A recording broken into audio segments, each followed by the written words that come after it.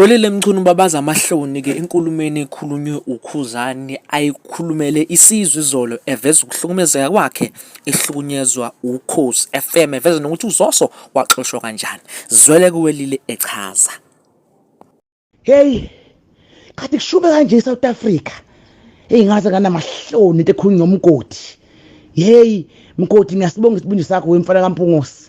Kodwa ngempela ingane kaMangema iyangihlelani. Sengithule ngithedwa ngisaphawuli. Baphi laba bade behleze bekhuluma usungu nemini bekuthuka umgodi, umgodi le mama lento eyigwazela. Kunjani makunje? Naye le ngane siyabhodla manje. Ngobuhlungu ebizwayo. Uyazi lethe khulunywa ngomgodi ngangayiswa mina. Khona ixokola la ngihlebele lethe khulunywa ngomgodi. Elumhlelo womcimbi. Lathi welile.